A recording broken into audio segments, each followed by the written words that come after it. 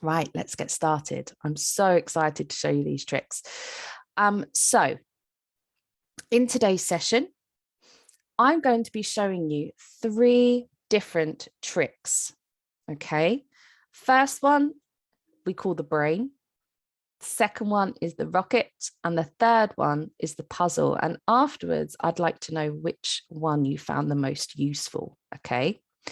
I tend to try and make things visual as possible. That's really important because then you can kind of associate different tricks and techniques with those images, and it kind of helps with digesting that in your brain. Okay, so let's start off with the brain. So let's imagine that you're given a picture to write about, okay? And it seems impossible to bring this image to life. You try brainstorming for ideas, but you're getting nowhere. So if we have a look at this image over here, a lot of the time we get given questions where we're having to write about an image. It could be a story. It could just be some descriptive writing, okay? But a lot of the time, the image that's given to you is quite boring, really. There's nothing much that comes to mind straight away, okay? And it can be tricky, especially if you're just given this question in front of you. It can be tricky to know exactly what to do and how to generate those ideas, okay? So that's why this one is called the brain, because it's all about brainstorming based on an image. And there's a trick that I teach my students that we usually do as a warm-up in lessons, okay? And it's called 5, 4, 3, 2, 1. And it's a really good way of brainstorming, just quick and easy, okay? So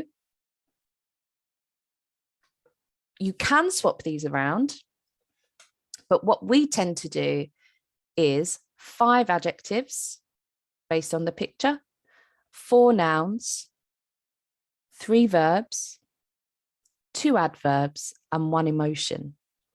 Okay. So over to you guys. I'd like you to start off with the adjectives. I would like to know from you 5 adjectives based on this picture. Now, obviously, we can see a couple. There's and they're, you know, linking arms. Okay. And we can see what they're wearing. We can see their items of clothing. We can see that the man's got a watch there. We have a look in the background. We can see trees. We can see some kind of grass, whether it's like a field or a meadow or something like that. Okay. So I want you to try, if you can, to just come up with 5 adjectives based on this picture. Could be anything at all. And you can type them into the chat.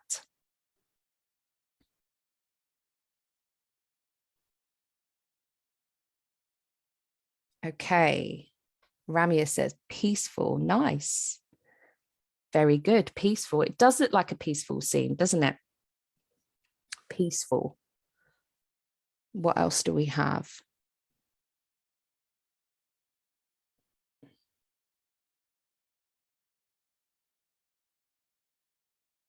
Romantic. Good. Romantic.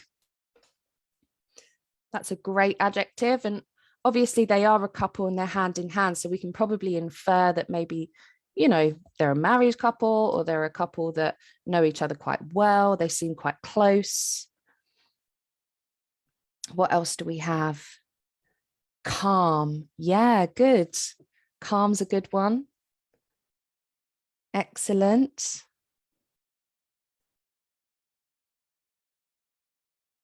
Hey to those saying hello. Old. Good. Yeah, so we could use old. Of course we can use old.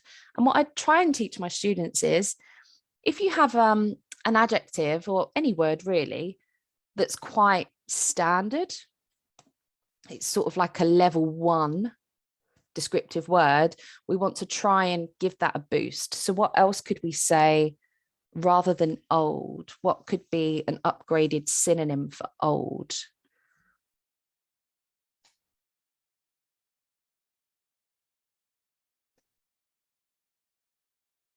Adoring couple, good. Adoring, yeah, I love that one. Antique, antique, ancient, yeah, good. Antique does mean old, but let's think about, if we're talking about people, usually we use antique when it comes to like an object, you know, like an antique chair. Elderly, yeah, would definitely be better. Elderly would definitely be better. Okay. Um, it also depends on how you want to portray these people. If you want to portray them in a really kind of positive way, you could use something like wise, the wise couple. And that kind of gives the impression that, you know, it's a positive thing that they're old because they have so much knowledge and wisdom. Okay.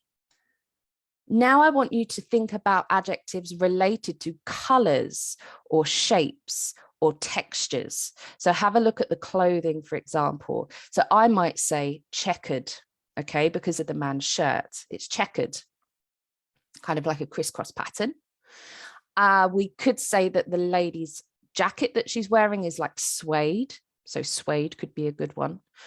If we're talking about colors, and I think Richard Gray is a fan of this, try to think about a shade of the color. So rather than just saying brown, try to think of a shade of brown, and then you can use a hyphen. Okay. So if, for example, it was green, you might say emerald green or racing green. Okay, lots of different greens, lime green, olive green. Good. Beige, flowery hat. Excellent. Ash orange, very good. Nice, very good. And we also do this thing called zooming in. So you can zoom in on different parts of the picture. So I might zoom in on the lady's hat, for example, and I can see that there's a ribbon around that hat. And I think I can make out that there's like a flowery pattern on there. So I could say floral. Okay, the floral ribbon. You could even say about the material. Okay, so silk, if it's silk, or some kind of texture there.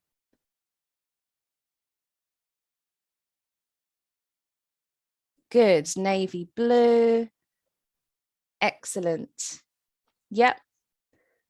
The tree is emerald green. Excellent. Yeah, so these are really, really good adjectives that you're coming up with. And we kind of started with the whole, you know, romantic and comforting and calm. That's really good because that's all atmospheric. Sometimes it's also good to pick out specific things. So to zoom into the picture and to pick out specific things like the clothing. I might also look at the expression that this lady has on her face. We can't see it fully, but I think we can kind of make out that it's, you know, like a smile. So again, you could think of a word to describe the smile. Okay. Vanessa, I love that. Exquisite floral patterns carefully carved upon the silk ribbon. Amazing. Good. Okay. I might also, because of the trees in the background, a word I really like to describe trees is dense. Usually if there's like quite a few trees together, dense means thick. So dense would be a good adjective. Okay, let's move on to nouns. Now nouns, pretty basic, they're things. But I'm looking for 4 nouns from this picture. Okay, 4 nouns from this picture. So I might say, oh, there's some trees in the background, so I could come up with trees. But can anyone think of an upgraded version for the noun trees? What else could we say rather than trees? Because trees is kind of basic. What could we say? Ah, Vanessa's got it already. Good. Vanessa says foliage. Yeah, Vanessa, Bindu, well done. Foliage. Foliage is a really good one. You could also have greenery. Yeah, the greenery surrounding the couple. Okay. So rather than trees, we've gone with greenery or foliage. How about, rather than saying about objects and things, I mean, we've got, for example, the watch, we have the hat, the ribbon, the jacket, skirt, trousers, shirt. We've got trees in the background. We've also got what we think is like a field or some kind of grass. Okay. What else could we use for nouns? What other things could we portray in that picture? Are there any abstract nouns? Abstract nouns are things that exist, but you can't see them, like happiness and joy, tranquility. Can anyone come up with some abstract nouns?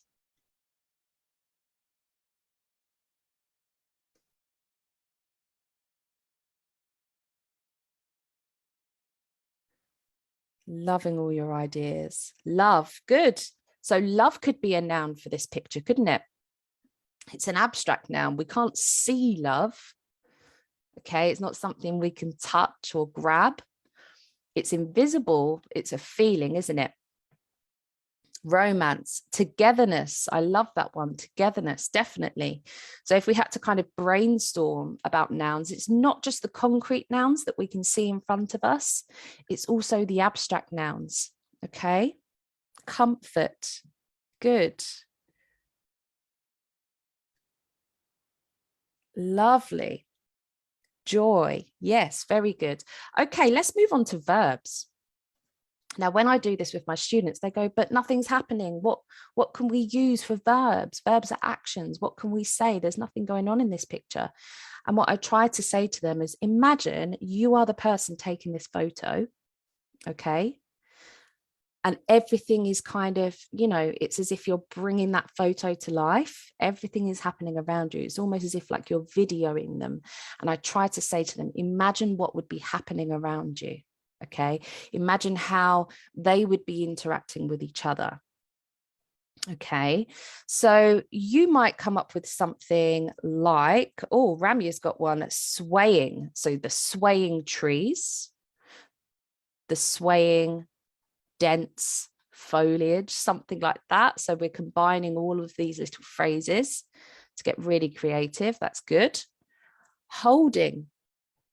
Excellent. Amble, ambling. Yeah, very good. An amble, if you're ambling somewhere, it's kind of like a relaxed pace.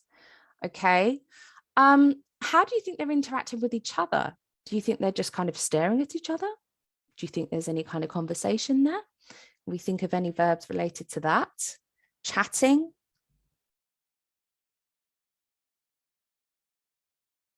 Good. Whispering. I love that one. The trees whispering softly. Chatting, smiling, laughing. Good. So again, if we have kind of level 1 vocabulary, that is the most basic form. So laughing, smiling, talking. Okay. Let's try and give that a boost. So think of a particular type of smile, for example. So rather than smiling, what are the types of smiles that we can have? You can have grinning. You can have beaming. Okay. And the same with talking. Rather than just talking, you can have conversing, which is when you're just holding a conversation with someone. Gossiping. Yep. When you've got something important to gossip about. Excellent. Muttering. Very good. Very good. So all of these different ways, all of these nuances as to how we do things. Yeah, we don't just talk, we might whisper, we might chatter, we might murmur or mumble. Good. Okay, clutching, that's an excellent one. So we can see that this lady is clutching onto the man's arm. Okay, so clutching, you could say clasping, anything like that, linking her arm beneath his, and then you're also using a preposition, beneath. Okay, walking hand in hand, strolling hand in hand, ambling hand in hand. Now, the general rule is you can either use a boring verb, such as walking, but use a really good adverb. So leisurely walking, or you just think of a verb that kind of means leisurely walking, like ambling. Okay, and then you can still use an adverb with that if you wanted to. Happily ambling. Okay, and then you can give some kind of emotion to it. Okay, so verbs, excellent. Sauntering. The lady stuck to his hand like glue. Ooh, yes. Being very creative there. The romantic couple strolled through the greenery. Very good. Love these ideas. Okay, next up, adverbs. So adverbs describe an action. Okay, just as an adjective describes a noun, an adverb describes a verb. Okay, so two adverbs. If you had to choose two adverbs to use, which ones would you use?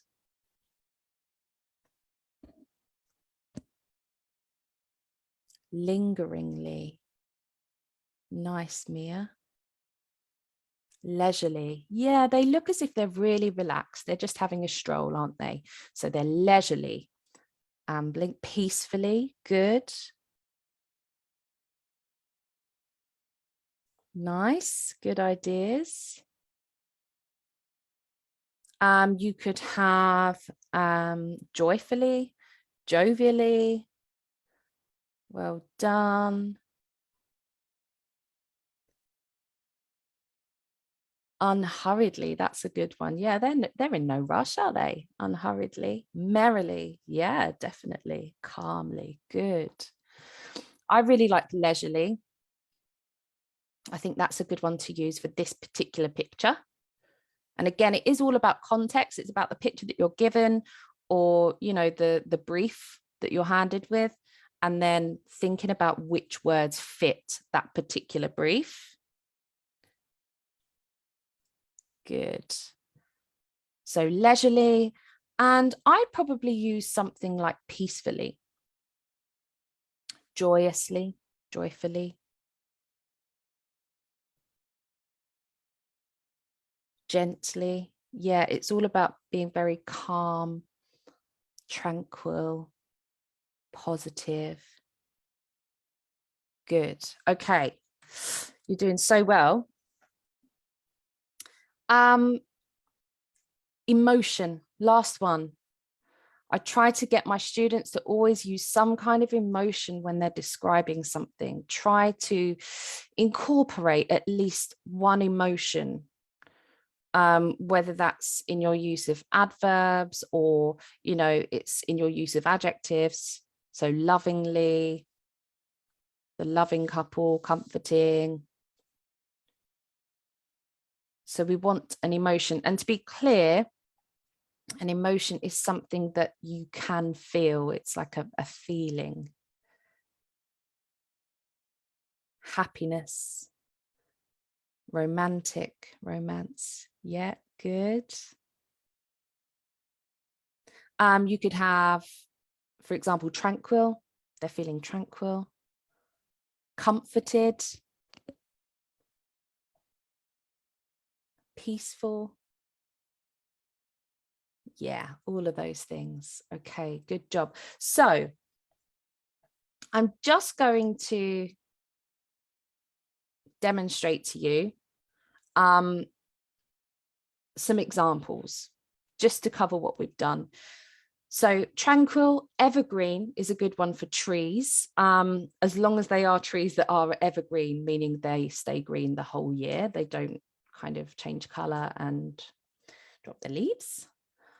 Checkered, valuable, and warm. Now, valuable, I've said because the man has a watch on his arm.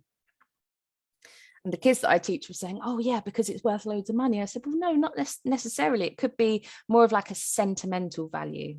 Maybe that watch was passed to him from his great grandfather, something like that. Okay. But valuable is good. It gives a bit of meaning to that picture, and warm. And then we have trees, smile, sun hat, and couple. Those are all things. Those are our nouns. Verbs, swaying, chatting, and holding. Lovingly and leisurely are the adverbs, and content is my emotion. I feel as if they're very content. They feel content. Just checking on the comments here.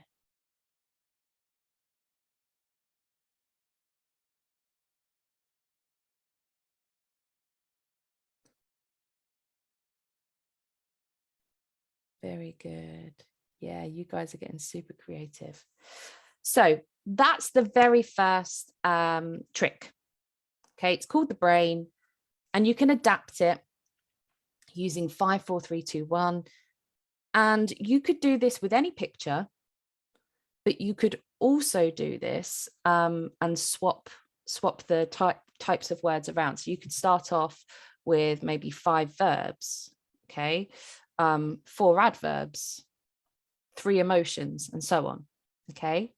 But it's something that your child can do in 10, 15 minutes, and it just helps expand their mind a little.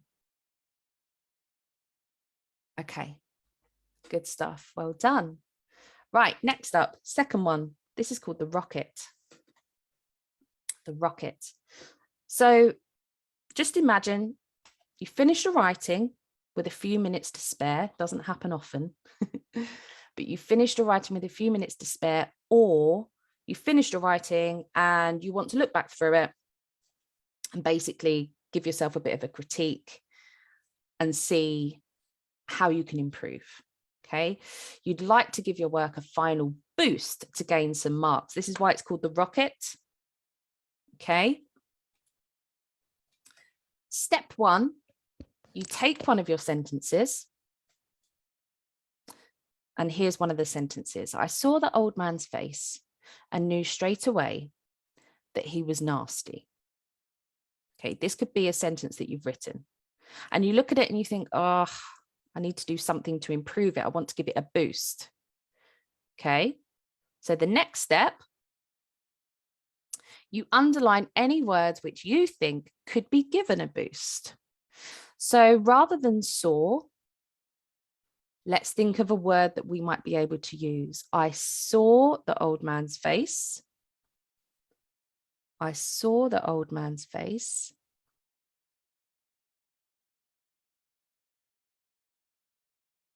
Glimpsed. Good.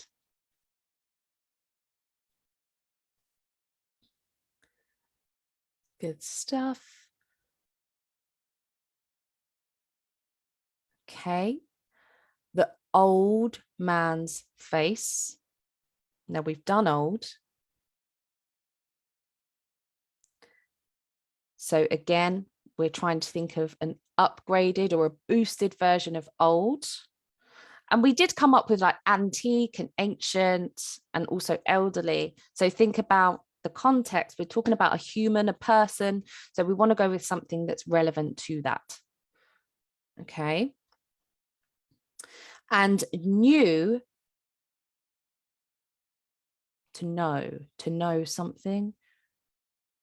What could we have instead of new?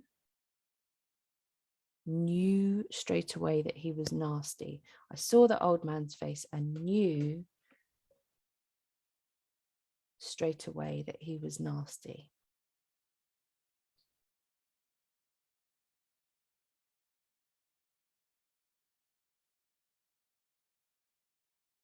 Good. These are really good ideas. Straight away, what could we say rather than straight away? Could we replace that with just one word? An adverb. I knew straight away. Instantly, Rami has got it. Well done. That he was nasty. Okay.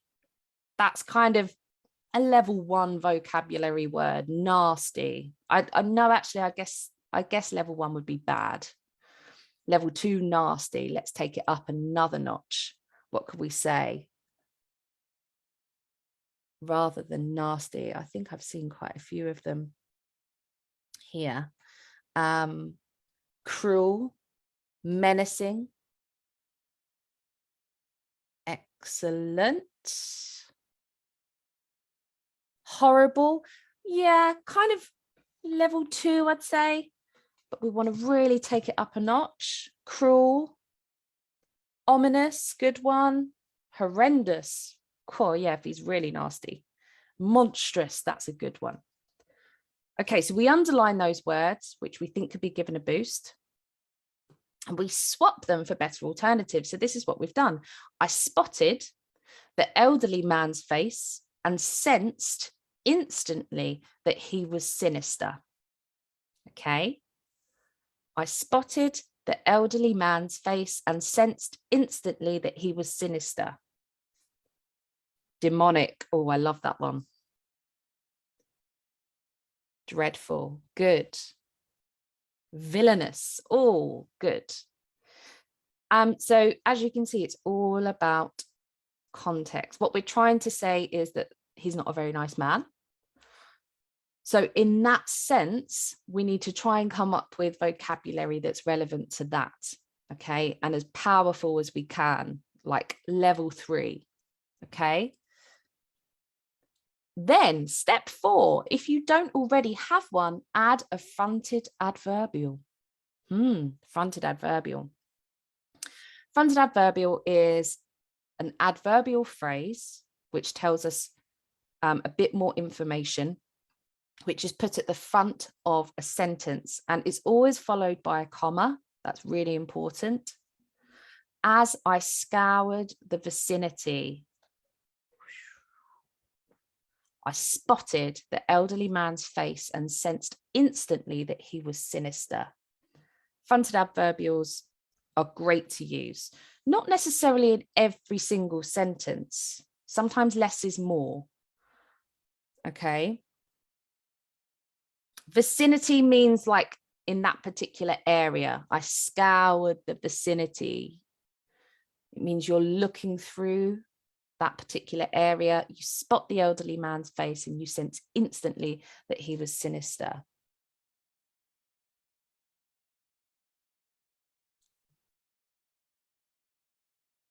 Sinister, upgraded version of evil, malevolent, bad, twisted. That's a good one. That's really good. Okay, so now we're going to do a before and after. Remember how boring that sentence was that we first looked at? Here we go. So we started off with, I saw the old man's face and knew straight away that he was nasty. Okay, that could be a sentence that you've written. But after, it's as I scoured the vicinity, I spotted the elderly man's face and sensed instantly that he was sinister. How cool is that? And that's just using the rocket technique, which is, you know, outlining those words or phrases which can be taken to the next level. They can be boosted, just like a rocket. Just keeping an eye on the chat.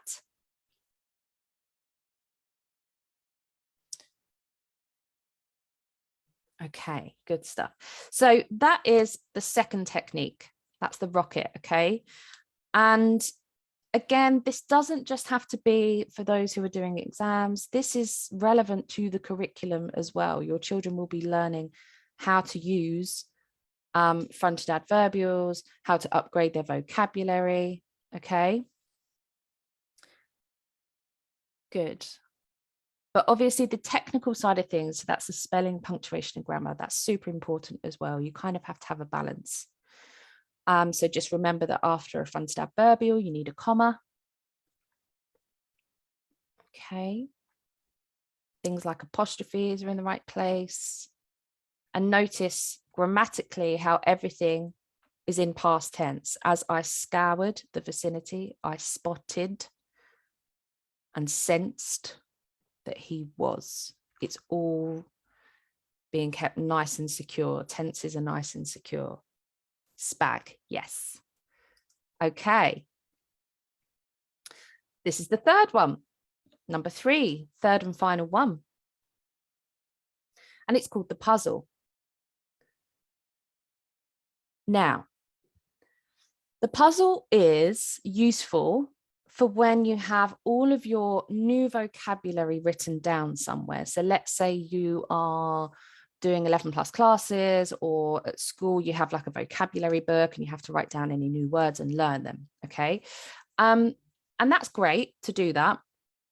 But a lot of the time, those words just stay on that page. Yeah. Sometimes students might revise it. They might have a look through and think, oh, yep. But most of the time, it doesn't actually get used.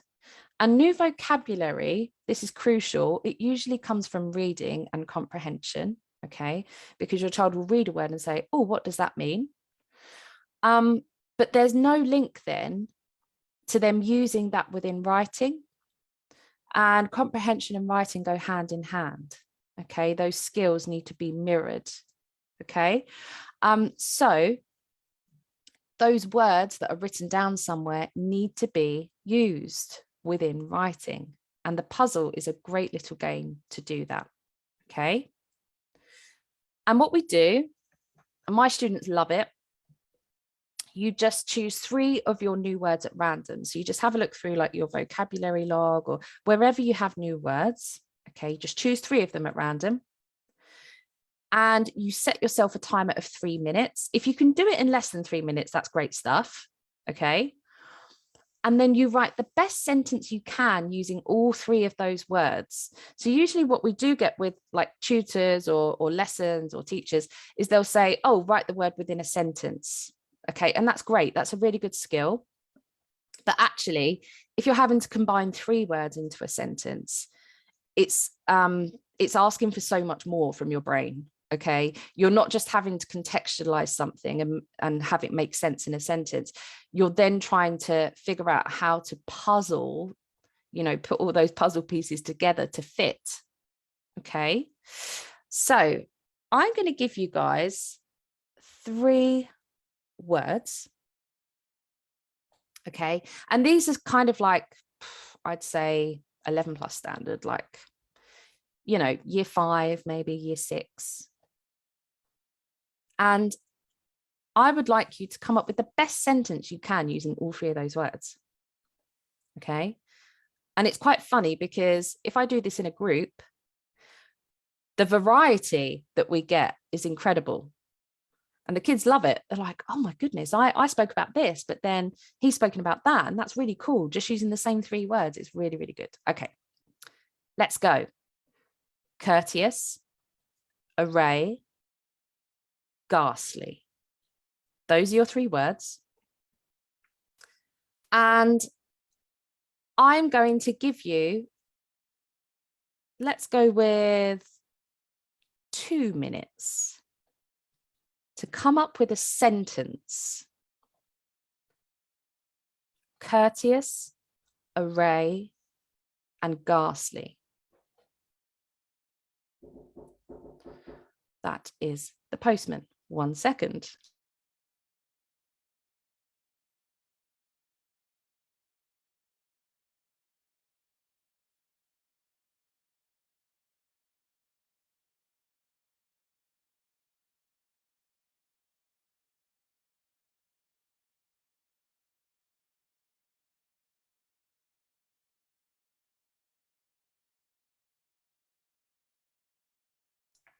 Okay. So 1 sentence, 3 words.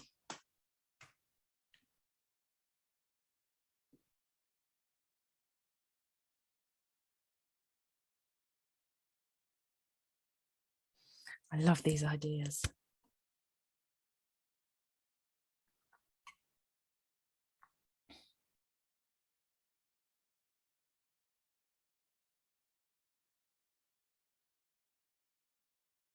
And remember, within this sentence, it's one sentence. Okay, you can't have more than one. This is the challenge. One sentence, and all three of these words have to be used.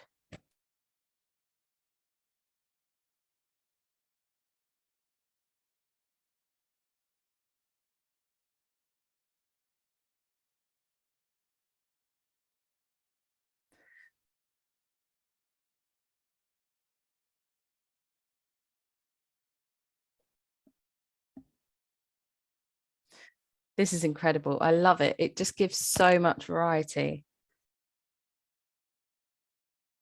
Okay, so I'm just going to read out one, or maybe two or three. The array of courteous kings made a ghastly decision. Good stuff.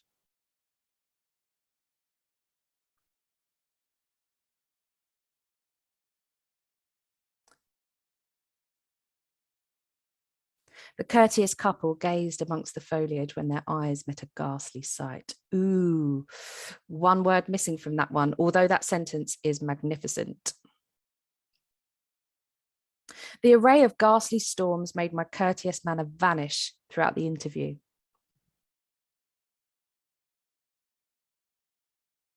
The courteous, docile array of students in the school unexpectedly performed a ghastly play.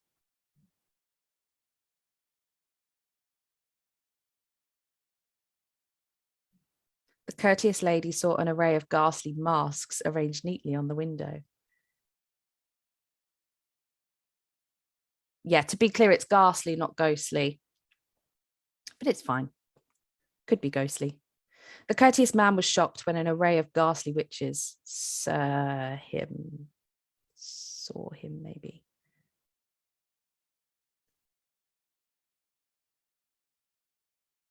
She was so courteous with her husband that it left him with an array of ghastly thoughts. The courteous student was explaining to his friend how to use an array in maths when something ghastly happened.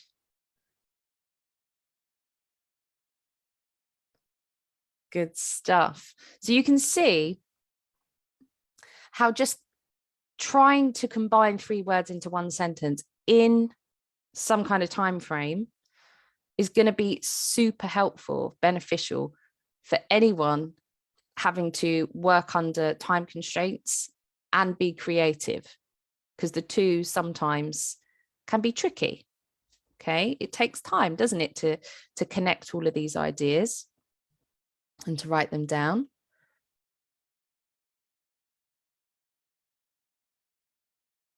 Excellent. I love your ideas, guys. Okay. So here's my one. Though courteous at times, the housekeeper was a ghastly character with an array of flaws to his personality. What do you think that means in simple language? Though courteous at times, the housekeeper was a ghastly character with an array of flaws to his personality.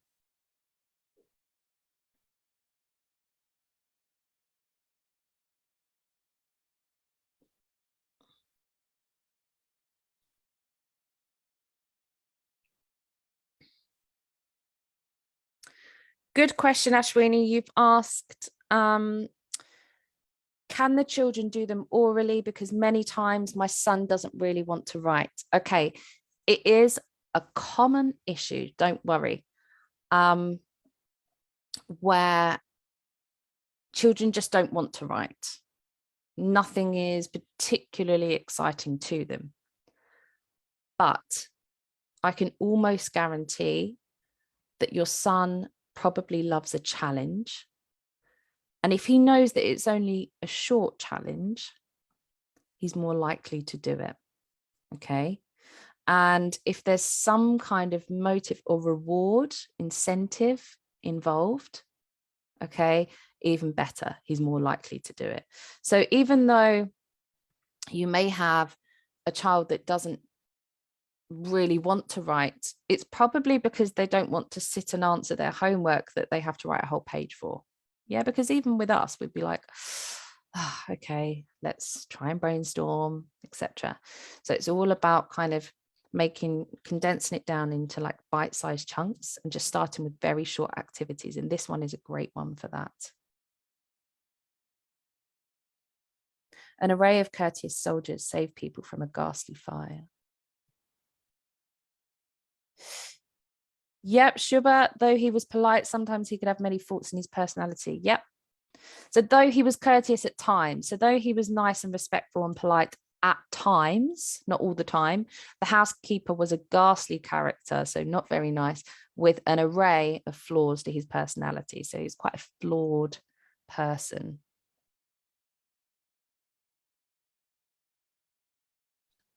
A flourish of flaws. Oh, I like that. Alliteration.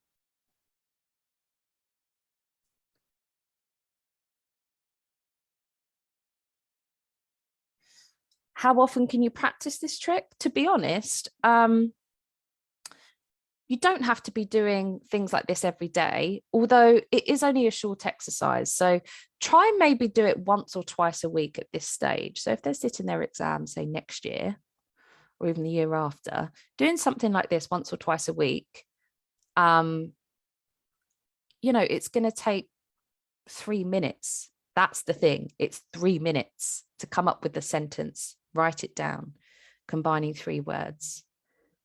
Okay. And what I'd say as well, I'd even go as far as saying, if you were to do the same and have almost like a competition with him, he'd probably love it. He'd be like, Mum, I bet I can come up with a sentence that's better than yours. Yeah. It's going to give him that incentive to do it.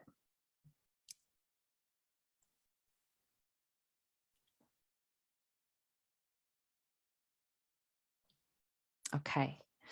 Good stuff, guys. Right. Which was your favorite then? Which was your favorite?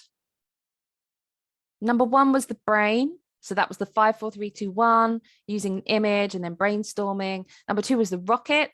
So that's when we underlined any phrases that we thought needed a boost. And then number 3 was the puzzle. So putting those puzzle pieces together and trying to combine them. Which one was your favorite? 1, 2, or 3? Just type in a number.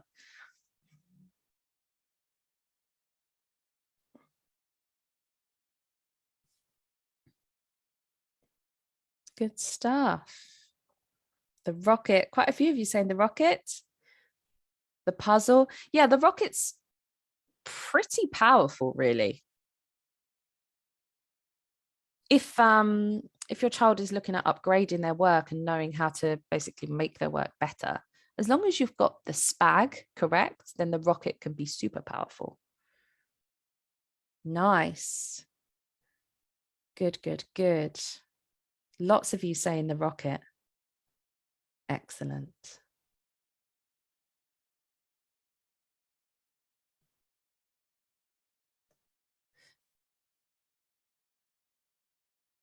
The rocket was super good, and the puzzle too. Yeah, good stuff. I'm glad you've liked them. I'm glad you've enjoyed them. Hina, you said you missed the first one. So this video, as soon as the live session is ended, you can catch up at any time. I'm also going to put it onto my YouTube channel as well, so that you can literally watch it at any time. Okay. And if you want to kind of give some exercises or hints and tips to your child following this session, then you absolutely can do. Okay. So end of session. Just to let you know, I do have a Christmas holiday workshop coming up. It's one session. Places are limited. And it's on Monday, the 20th of December. It's just 1 hour. And I did a Halloween themed one. The kids loved it. So I thought I'd do a Christmas one as well. Now, because you're members of this group, which obviously I'm an admin of, if you book before Monday, you can get half price tickets. The tickets are usually £15, and I think it works out pretty much nearly half price. It works out just over £8, something like that for the session. And it's online. It's an online session. I'll be presenting it myself and teaching myself. but it's all Christmas themed. So that's on Monday, the 20th of December. I'm going to post the link to it for you to book in the comments. Okay. And obviously, if you have any questions following this session, then just type in the comments and just let me know. Yeah. Okay. Guys, thank you so much. I really hope you enjoyed this session. I've loved teaching you those tricks, and I hope that they really benefit your child as well. YouTube channel is Essex Grammar Hub. Sorry, I completely forgot to say I'm founder of Essex Grammar Hub. Okay, so if you just type in YouTube Essex Grammar Hub, you'll be able to see the YouTube channel. And if you could subscribe, that would be great. And you'll get notifications when a video goes up. Just checking any other comments or questions. Okay, great stuff. Okay, I've loved it. Hope you have too. Have a wonderful weekend, whatever you guys are up to. And if you've enjoyed this session, please do let me know in the comments, because then I'm more likely to do another session. Okay, guys. Take care. Bye. Bye-bye.